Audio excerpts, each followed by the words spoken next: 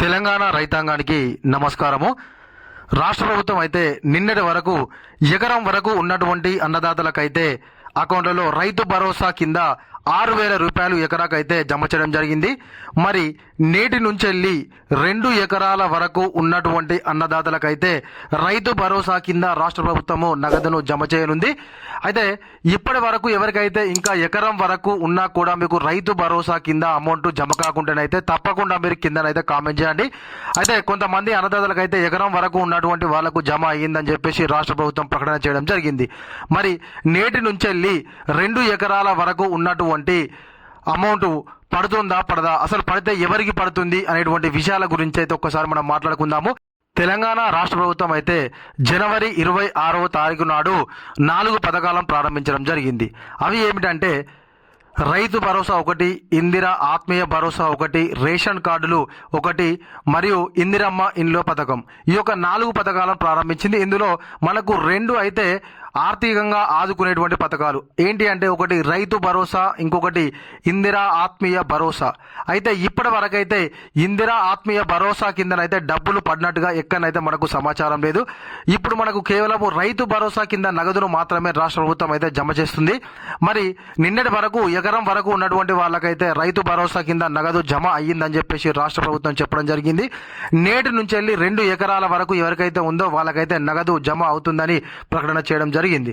రాష్ట్ర వ్యాప్తంగా రైతు భరోసా నిధులు 2 ఎకరాల వరకు రైతుల ఖాతాల్లో జమ అయ్యాయి.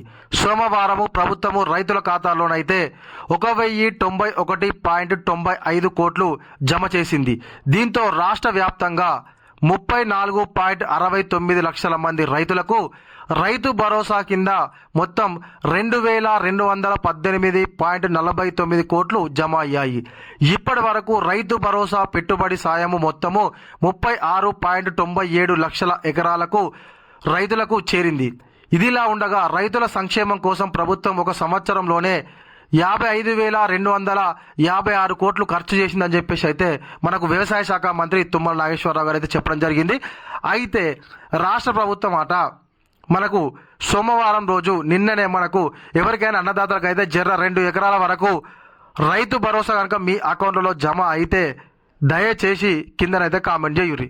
ఎందుకంటే చాలా మంది అన్నదాతలు అయితే అన్న మాకు జమ అవుతలేవు అంటున్నారు. కాబట్టి మరి ఒకవేళ జమ అయితేనే నిజమా కాదా, రాష్ట్ర ప్రభుత్వం అట్టి మాటలే చెప్తుందా లేకుంటే పైసలు కూడా ఇస్తుందా అనేది తెలియాలి. కాబట్టి ఖచ్చితంగా వీడియో చూసినటువంటి వాళ్ళైతే ఒకవేళ ఎకరం వరకు ఉంటే పడితే ఎకరం వరకు అని మొత్తంగా ఏంటంటే మీకు రైతు భరోసా కింద డబ్బులు జమ అయితే కనుక అన్న మాకు అయితే జమ అయినాయి అని చెప్పేసి కింద కామెంట్ చేస్తే మిగతా అన్నదాతలు కూడా కొంచెం సల్లా ఉంటారు. ఎందుకంటే మాకు కూడా పడితే కావచ్చు అని చెప్పేసి. ఎందుకు అని చెప్పేసి అంటే ఇప్పటికే ఆల్రెడీ మనకు సాగు మధ్యలోకి వచ్చేసింది. 3వ దశ మా ఏరియాలో అయితే 3వ దశ మందు పొట్ట దశ మందు కూడా చల్లుతున్నారు. మరి ఇప్పుడు రైతు భరోసా కింద డబ్బులు రాష్ట్ర ప్రభుత్వం జమ చేస్తుంది. అసలు రైతు భరోసా అంటే ఎప్పుడు ఇవ్వాలి? పంట సాయం. అసలు రైతు భరోసా అంటేనే పంట సాయం. పంట మొదలు పెట్టేటప్పుడు ఇస్తే దాన్ని పంట సాయం అంటారు. పంట అయిపోయేటానికి ఇస్తే దాన్ని ఏ సాయం అంటారో ఇక మరి ప్రభుత్వమే చెప్పాలి. సరే ఇప్పటికైనా ఇస్తుంది సంతోషం. మరి 2 ఎకరాల వరకు ఉన్న వాళ్ళకైతే సోమవారమే మనకు రాష్ట్ర ప్రభుత్వం అయితే డబ్బులు జమ చేసిందట.